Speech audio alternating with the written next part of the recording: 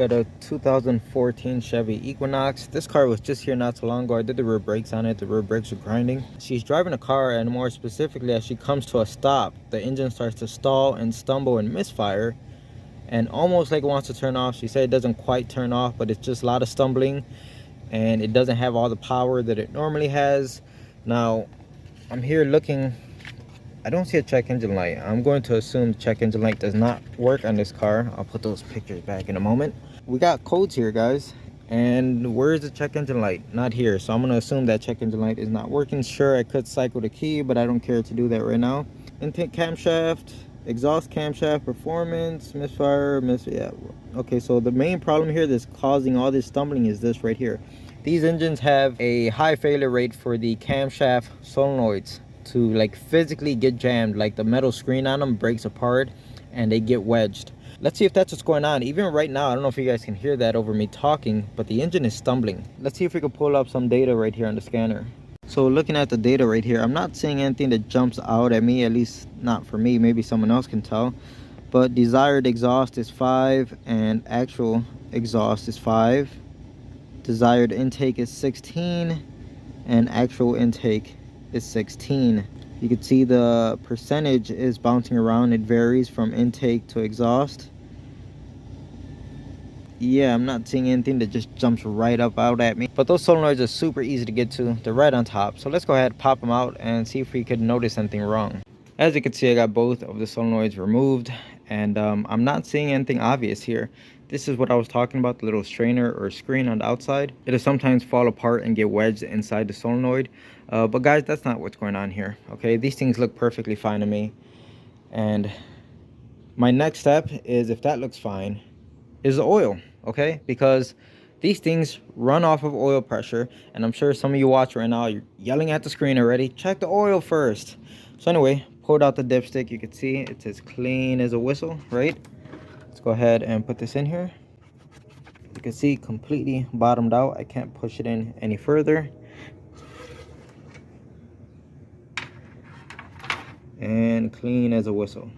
She's driving around with no oil in this engine.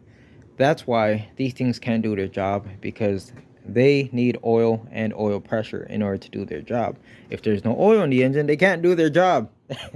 What we're going to do is, she wants to change the spark plugs because she's had the car for about 4 years, 4 or 5 years, has never done a tune-up. If you look at the age of the car, which is a 14 model, she's had it for 5 years.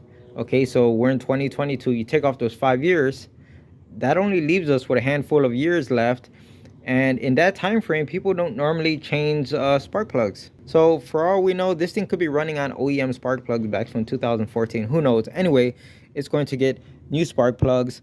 I'm going to recommend a throttle body cleaning. You can see how dirty all of that is inside of there. And of course, the real fix here is doing an oil change on this car and making sure it has oil.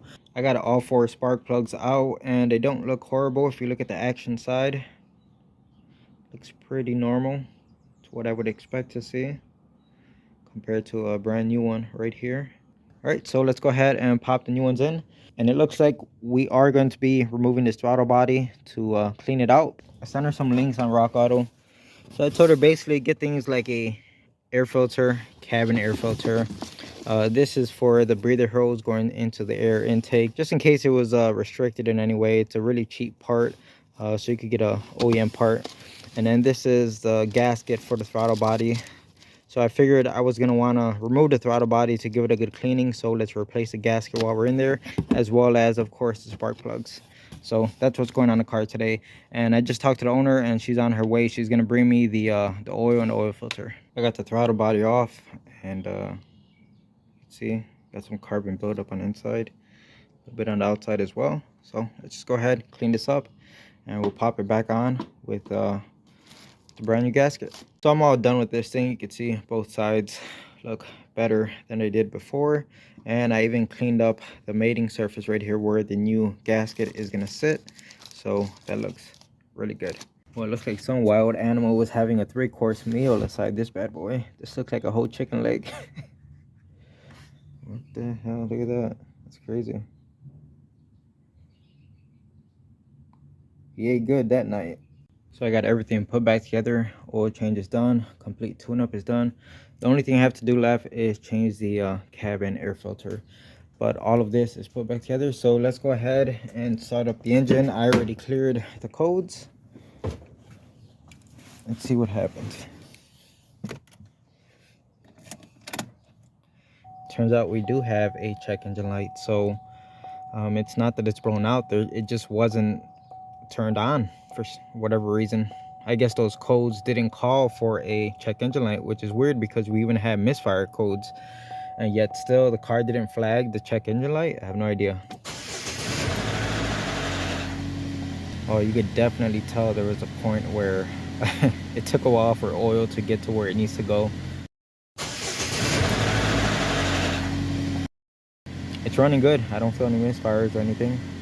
The next step is to start taking it out for a test drive and try to replicate what the woman was experiencing. I even noticed it while it was here in the driveway without even moving. Just sitting here at idle, I could feel the engine stumbling. And so far so good. Before we go out for that test drive, let's look at the same data that we were looking at before. What I'm noticing is everything looks a lot more stable. The numbers aren't bouncing around like it was before. It was trying to like correct its idle. It kept adjusting things to try to get things for the engine to run right. And now that it's running nice and smooth, you can see everything just looks a lot more stable here. So I decided to just change the cabin air filter before I go out for a test drive. And look at this, guys. That is just dirt packed inside of there. That's crazy. Only God knows how long this air filter has been on here. I've been test driving this Chevy around and it's as smooth as butter, guys. There is absolutely no stumbling, no misfiring, nothing. It just drives normal.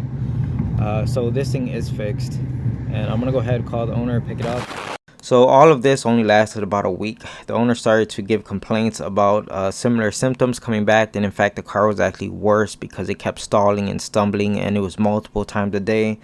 She went to AutoZone and got a P0011, which is an intake camshaft position system performance. So yes, timing problems going on here. I think it's going to need a complete timing job. So it just happened to be a coincidence that I had another Equinox with the same engine coming in the next day for like regular maintenance. I had no check engine light.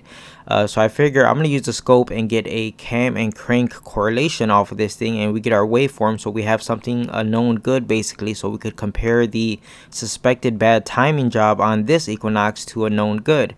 So it's what I'm doing here. So I got another Equinox here in the garage. This is a 2016 model, but it's the same exact body style. It has the same engine as that other Equinox.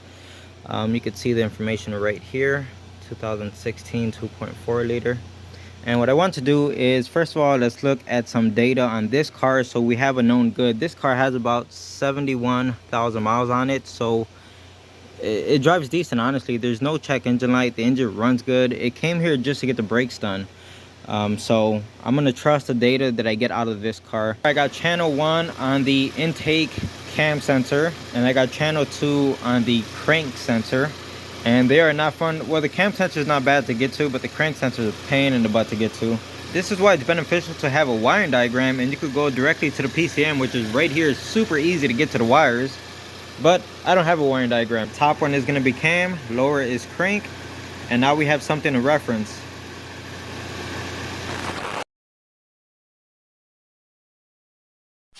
So it's the next day, and I have this other Equinox in the garage. You know what's funny is when I turn it on right now out on the street, for a second or two, I swear I heard like timing chain rattle. So it just kind of reinforces it. I'm pretty sure I heard it. Turned it on, and it was like, you know, for like 2 seconds, maybe like 1.5 seconds, and then it went away. So that's usually the noise you get when there's slack in the timing chain. But right now, since the engine's cold, it's the perfect opportunity to tap into that intake cam position and the crank sensor. And by the way, we did put on a new intake cam solenoid. You can see that one right there on the left. It's brand spanking new, and it's an OEM part. I knew that wasn't going to fix this car, guys. I don't need you guys yelling at the screen, all right? It wasn't my call. The owner said, hey, can we try changing the solenoid for the intake side? I told her it's not going to fix it. Right off the bat, I know it's not going to fix it because that's not the problem. And she's like, well, I just want to try it just in case it is, and it doesn't cost a lot of money. So I told her, all right, go ahead, order the part. And I made sure she ordered an original one. And I did not charge her to install it because, guys, it only takes like 5 minutes. and I knew it wasn't gonna fix it, so I felt bad. You get what I'm saying? So after some messing around, I finally got the crank sensor to give me a signal. I think they switched the wires around on the 2016 to 2014 model, because I'm pretty sure on the car I had yesterday that I was checking, it was the middle wire on the sensor that was the signal wire, and on this one it was the one all the way at the end. So it kind of threw me for a loop, but I mean, they're 2 different years, so you know, you can't expect them to be exactly the same. Anyway, we got our capture right here. Let me turn the engine off. I forgot this thing had a kickstand, so that's pretty sweet. Now the screen on this thing kind of sucks. It's like those old school TVs where you gotta look at them like straight on. If you go at any angle, like, shit starts to disappear. Anyway, these two bottom waveforms, the cam and the crank, that's the car from yesterday. That's our reference, okay? Basically a known good. And these two top ones, the one with the yellow and like this turquoise color, is the car we have here. Suspected bad, right? And sorry, I tried to line things up. You can see the two lower ones are going to be our crank sensor, and the two uppers are going to be our cam sensors. So as far as the two crank sensors, I tried to line everything up. They won't let me move like each waveform individually. You can only move them as a set, so that kind of sucks. So I'm gonna go ahead and jump into this video right here while I'm editing it, because I didn't realize the stupid things that I was saying and I made a mistake. So really, guys, I'm just gonna cut out this whole section of the video. We'll move on to the next thing. But basically, I was complaining about how the scope doesn't allow me to move the two waveforms separately, which, you know, hindsight is 2020, but that's really stupid of me to say. The whole reason why two waveforms have to move together is because that's the information it's giving you as from one sensor in correlation to another. They have to move together. On this scope, for some reason, maybe I'm doing something wrong. In fact, I know I'm doing something wrong, because it doesn't make sense to me that instead of saving both of these files together, so when you go to move the cam waveform, it should move the crank along with it, right? But no, this scope actually saves them as two separate files, so I'm allowed to move one individual from the other. And you can see how that becomes a problem, because the whole reason why you want these two to stay together is so you could get your capture of how far off they are from each other. And if you're allowed to move them individually, it just throws all this information right out the window, making it useless. I got the scope right here, looking at the same exact scope that we were just looking at the computer. You can see I got reference 2. This is going to be the crank, and look how I'm allowed to move that, and the cam sensor stays stationary. Then we can move up to the cam, and I can move the cam. Now, of course, there's numbers up here. If you get that number on 0, and then you go over to the crank and you get that number on 0, it puts everything back where it was at. But this is something I didn't even know at this moment that I was here recording this video. But you guys see how if you don't know that something so stupid like this could really throw someone off guard who doesn't really mess with this type of stuff on a daily basis, someone like me, how it could throw you for a loop and just make whatever you're saying completely wrong. You get what I'm saying? So yeah, I just wanted to put this in a video right here, guys. And because of that, all of this crap that I was saying right here in this whole timeline about the scope and how far off everything is, it's all, I made a mistake, basically. So I'm not gonna waste your time with it. Let's just move on to the next part of the video, and I'll find a way to fix this and to show you guys the correct information. So I apologize for having to do this, but this is the best I could come up with. I took some screenshots of the known good on the bottom and suspected bad on top. You could see the 4 places that are circled, and you could clearly tell how they're in different places. So that's the evidence that we have to show that the suspected bad timing is slightly off. I got the valve cover off, as you can see, and guys, there should not be slack like this in a timing chain.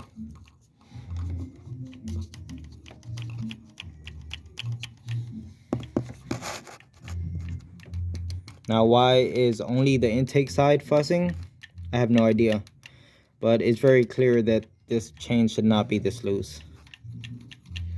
And the thing is, over time, they say this chain being this loose, it keeps slapping on the guides. See this plastic guide right here? It keeps slapping on it, and before you know it, the plastic gets destroyed. It falls into pieces, goes into the oil pan, and it just allows even more slack in the chain. The chain starts to hit this metal bracket at that point and creates even more noise and leads to more slack in the chain because it starts to wear out faster. And that's when you start to get like little metal shavings and glitter in your oil. But just seeing this amount of slack we have here, I feel pretty confident on changing the timing chain on this thing. I'm really happy to see all this slack right here. Well, not happy. I mean, it's unfortunate for the customer, but I mean, as far as a diagnosis and knowing that, doing a timing chain is going to fix this engine, I'm pretty happy about that. And of course, I didn't have to go this extra mile to do all this work. But, I called the owner and I said, hey, look, I know there's a lot of money that needs to go into this car. And it's unfortunate, but I don't want to be wrong on my diagnosis. So I told her, you know what, let me take an hour of my time to use the scope. And then the final thing is to pull the valve cover off and verify that we do have a timing chain problem before you dump all this money into it. Because my motto is, if I can't fix it, I don't charge you. And this would be unfortunate to do all this work only to at the end of the day be like, well, it didn't fix it, I was wrong about my diagnosis, and I have hours worth of work thrown right out the window because I'm not getting paid for those hours. All right, so I got everything put back together. I'm gonna go ahead, park this turret on the street, and I'll let you guys know when the timing components come in. So it's maybe like a week and a half later. We got this Chevy Equinox, just got dropped off. So I am moving along here, taking things off. And guys, we are already winning. You see this? Those aren't mine. If we come from up here, it looks like a few extensions with one of those like thumb ratchets. So let's go ahead and get them out of there. See if they're any type of name brand. And this is the cycle of tools, guys. You win some, you lose some. I lost my snap-on prying tool, the one that matches like this but has a different end on it, and that thing is forever gone. That, only God knows where it's at. Some other mechanic has found it now and he's very happy about that. And then once in a while we get things like this, and there you have it. Let's see what this is. I don't see a name brand on the thumb ratchet. Oh, there goes power belt. So nothing good. And what's this? Looks like power torque and Duralast, and the socket is a Craftsman. So hey, it's nothing special. It's not like it's Matco or Snap-on or something, but I will take it. Somehow I cut my finger. Don't know how, but just like any other job, if you didn't hurt yourself while doing it, did you even do the job right? So as you can see, we got the valve cover off, got the air box out of the way, obviously the engine mounts, and even on the side right here, I got the timing cover off. And even from here, we can see the play in the timing chain. And from up top, the play in the chain or the slack looks to be even worse from the last time I looked at it. This looks like more slack than what I saw last time. But this could also just be, depending on where the cams were last time I checked it. Let me go ahead and get everything in timing, make sure all the timing marks line up, and then we'll continue to get the chain off of it. So I got the phasers off of the engine. As you can see, the chain is out. I even removed the oil sprayer / nozzle thingamajiggle. So that's right there because we have a replacement. Got the two guides out, and again, nothing is broken here. We just had all that slack in the chain. I'm using a Chloe's kit. Chloe's kit uses two of the same phasers. They both say exhaust, and I was kind of worried about that, but looking at the OEM parts, they have the same exact part number. The part number that's right there is the same exact part number right here for both intake and exhaust. So the fact that the Chloe's kit uses both exhaust phasers and they just supply two of them in a kit, I'm not worried about it now. All right, so here goes all of our new parts laid out. Let's start at the top. The valve cover gasket, I'm sure it's never been changed on this car because it's about to cross 100,000 miles. So it's just about due for a valve cover gasket. And the fact that we had to remove the valve cover gasket to get to all this, it just makes sense to replace it. So that's a OEM part. As far as the timing cover, we're going to go with the Fel-Pro for the timing cover gasket. And it comes with the new seal right where the harmonic balancer is going to go. So that was included. Real nice. And then here goes basically the entire Chloe's kit minus this right here. This is the tensioner for the balance shaft. Now we're not changing the chain or anything regarding the balance shaft, but this is an OEM part and it was dirt cheap, guys. I want to say it was probably like $12 or $13. So it makes sense that while we're in here, just go ahead and change it out. You know what I mean? It's a little bit of insurance. So we're gonna go ahead and change that. That's why I ordered it separate. And this is everything that's part of the Chloe's kit. Basically, you get your intake, or exhaust and intake cam solenoids. Now guys, I think I'm only gonna go ahead and use the exhaust side, and that's because if you remember correctly, we just changed the intake side like 2 weeks ago, and we use a OEM Chevy part. You know what I'm saying? I'd rather have that OEM Chevy part that's only been on the car for 2 weeks rather than these aftermarket ones. The only reason why I'm going to change the exhaust side is because it still has the original exhaust side. No one's ever touched it, so it's got 100,000 miles on it. So we're going to go ahead and use this aftermarket one for the exhaust. Of course, the customer could have her part and hold on to it just in case, but I feel like we're better off with that OEM part. I'm gonna go ahead and remove it off of the engine anyway, just to make sure that the filter, you know, the screen on it is nice, clean, and clear. Now here goes the two phasers. Now they have the same exact part number. I already showed you guys that on the OEM parts. The part numbers are exactly the same, so there's no problem there. It came with two brand new bolts, as you can see. We have a upper guide.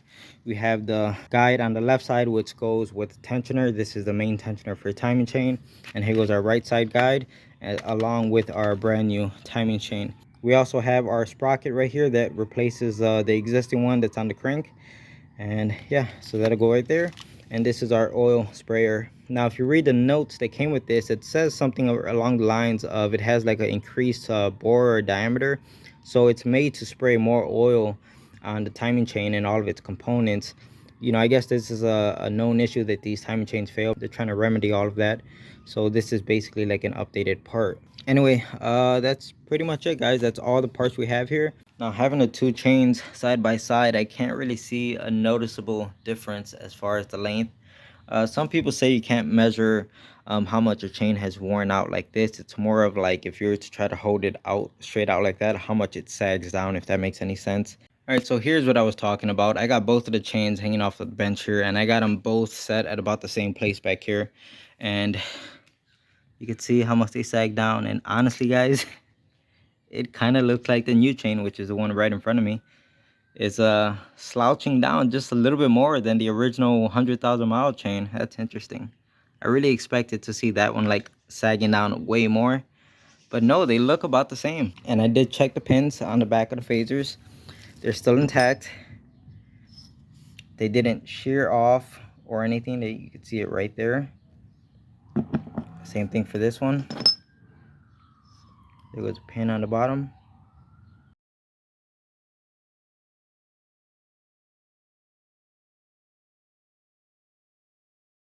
So here's the progress that I made. Like I said, I removed both of the solenoids so I could clean up the surface right here and check on them. Now this whole surface right here, which is full of gunk and crap, so I cleaned all of that stuff off. And then once I was done getting all the big chunks out, the only thing left was basically like oil staining.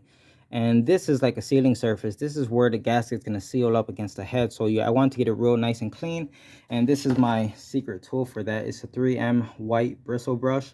These are perfectly safe to use on aluminum. It's not going to remove any material, especially if you're not going crazy with it. Remember, we're just trying to remove like oil staining, okay? So there's no reason to be aggressive with this stuff. Now the other colors, these come in like a yellow and a green. I think those you do not want to use on aluminum. It will remove material. You can see how nice the surface came out after using that tool. And you can even see right where I stopped. You see that hard line of the oil staining?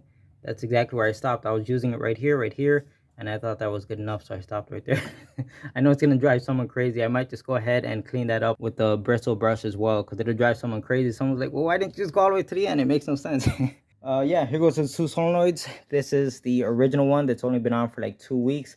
I said I would check it out, and I did. It looks perfect.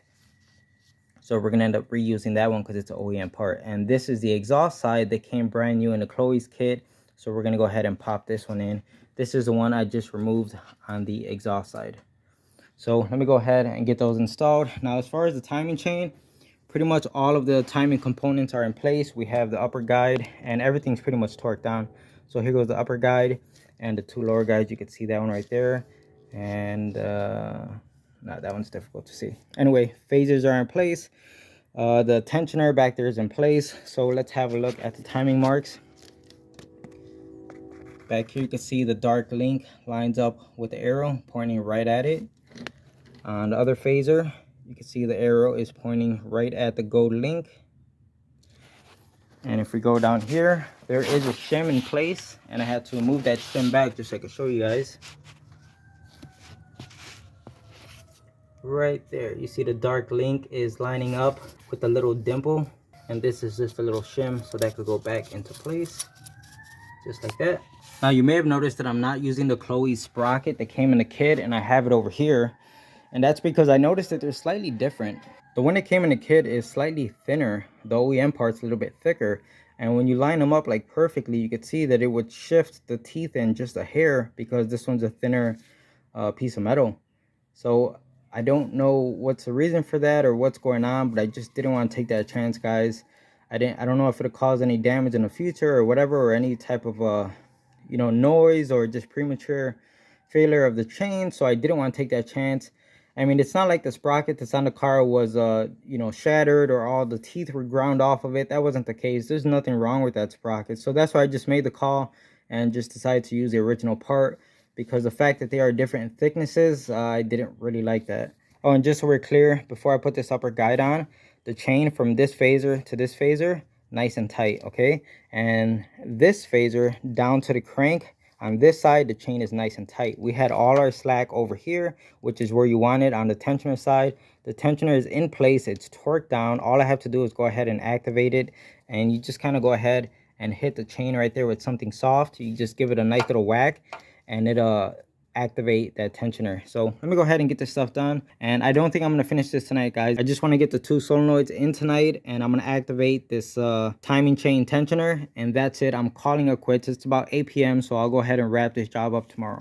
There you have it. Got the 2 solenoids installed, torqued down, and I did activate the tensioner for the timing chain, and now the chain is tight all the way around. One thing I did forget to show you guys is that we do have the new oil sprayer installed right there in the center, and I have the new tensioner installed for the balance shaft, and I already pulled the pin on it so it's holding tension on the chain. I haven't torqued down the 2 phasers yet. As you can see, I put yellow marks on them just to remind myself tomorrow to don't forget to torque them down, and I'll leave myself a note and like stick it right here with a piece of tape. So it's now the next day, and I torqued down both of the phasers. As you can see, I removed my yellow marking I had on it. I also installed the plug right here, got that torqued down. Now, I ended up removing the spark plugs right now because after torquing the phasers, I wanted to rotate the engine by hand, and I don't want to be fighting compression, because in the odd case that like, let's just say you do have piston to valve contact because the timing isn't right, you don't want to be turning the engine by hand and thinking, oh, I'm just fighting compression, and you keep forcing it. You know what I'm saying? So if you remove the spark plugs, the whole engine is super easy to turn over, and if you do come across any resistance, you can easily identify it as something's wrong, because you shouldn't be fighting any type of compression. There's no spark plugs in it, if that makes any sense. So I got this timing cover cleaned up where the sealing surface is. I got it degreased, and I got rid of all the crap. You can see it looks pretty decent. So all we have to do is go ahead and set the new gasket in place and just get ready to bolt it down onto the engine. Now the seal on the other side, I already replaced it. Here goes the old seal that I knocked out. So that's good to go. So we are in the home stretch. As you can see, I got the valve cover on, spark plugs are back in, ignition coils, engine mount, and timing cover is on, crank is on, the serpentine belt, tensioner, everything is torqued down. It's just a matter of putting in the air intake, and I think that's about it, guys. There's no more parts left on the ground besides the air intake system. All right, so everything is in place minus the little Ecotech engine cover, because I'm gonna have to take this stuff back off. You know, when we do the scope, it just seems a lot easier with that thing out the way, but there's nothing stopping this thing from starting. Really, it just needs to get the wheel put on that side. So I guess this is it, guys. Let's see if it'll start off. Hopefully we don't hear any weird noises or anything like that. I hate doing timing anything, because it's always just in the back of your mind, you know what I mean? All right,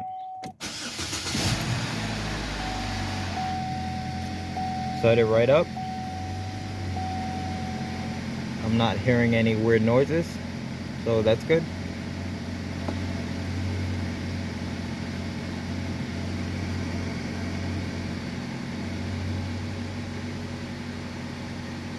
The engine sounds good.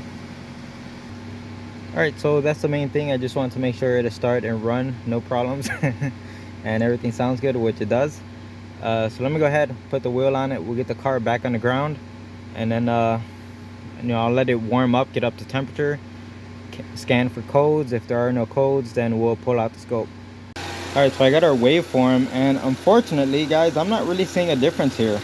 So that sucks, because, well, you know what, let me shut off the engine so I can show you guys.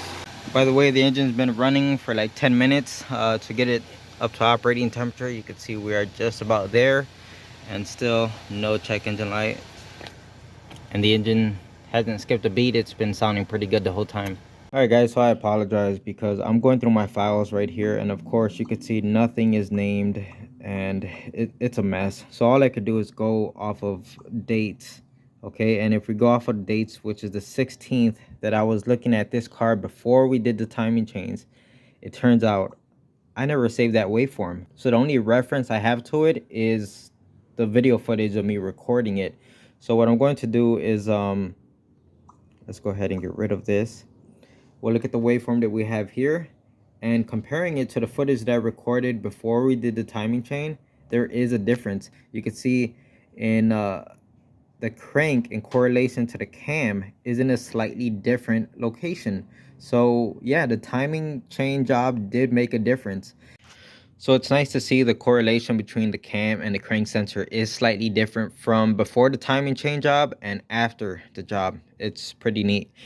So what I want to do now is let's just disconnect all of this stuff and let's go out for a test drive. You know what, let's go ahead and move this picture in case the check engine light comes back. We can see it right away. And I'm gonna tell you one thing, guys, this thing's running super smooth. I can already tell a big difference. It's in reverse, and I'm just backing out of my driveway. Super smooth. Before, the second you put it in drive or reverse, the engine started to shake almost like it was misfiring. It wasn't misfiring, but that's kind of what it felt like.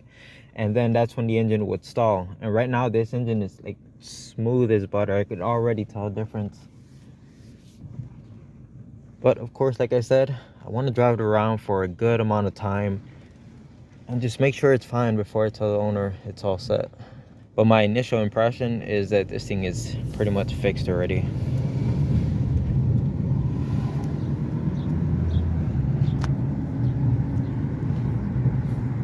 Now she said, and I also noticed it, that when you come to a stop sign, it starts to stumble. You know, if you're accelerating, she said it'll drive fine. It's when you come to a stop sign or stop light and you know, to stumble. And I did experience that as well. And that stop sign back there, absolutely perfect, no issues at all.